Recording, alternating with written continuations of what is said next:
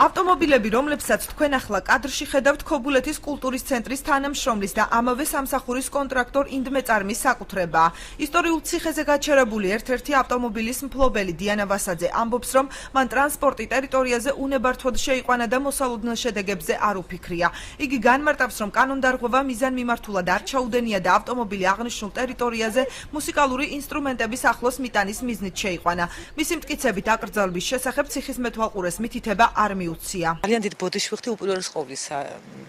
ეხლა ვგრძნობ ამ დანაშაულს, რომ არ უნდა მომეყვანა მანქანა, მაგრამ იმის გამო, რომ ტექნიკურად ამ ღონისძიებას მე ვემსახურები, ორგანიზება, ტექნიკური მხარეები, ფურშეტის რაღაცა, ძალიან მანქანაში ბევრი რაღაც ისეთი რამის ქონდა, რომ მინდოდა ახლოს მოვსულიყავი, რაც შეიძლება. სიმართლე გითხრათ, ადმინისტრაცია საერთოდ არც გაუფრთხილები ვარ, დღეს ვაი თუნდაც ერთი შენიშვნა მოიცათ, ხო? მე რაზეა ლაპარაკი, დავცლიდი ყველაფერს აქვე და ისე უკან დავაყენებდი მანქანას. საპირისპირო სამტკიცებს პეტრას ციხესიმაგრის მეთვალყურე. მერიმ ჟავანაძის განცხადებით, ციხის ტერიტორიაზე ავტომობილების შეყვანა დაუშვებელია. იგი აქვე განმარტავს, რომ ავტომობილების მფლობელები აკრძალვის შესახებ გააფრთხილა, თუმცა უშედეგოდ.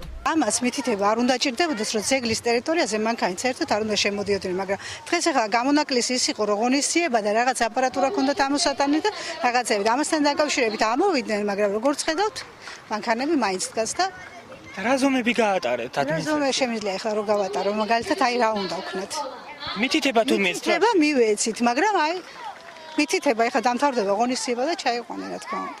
ძეგლს, რომელსაც თავისი მნიშვნელობით საქართველოში ანალოგი არ აქვს, მასზე ავტომობილებით გადაადგილება ყოვლად დაუშვებელია. ასე აფასებს ფაქტს აჭარის კულტურული მემკვიდრეობის დაცვის სააგენტოს უფროსი ბიძინა აფხაზავა.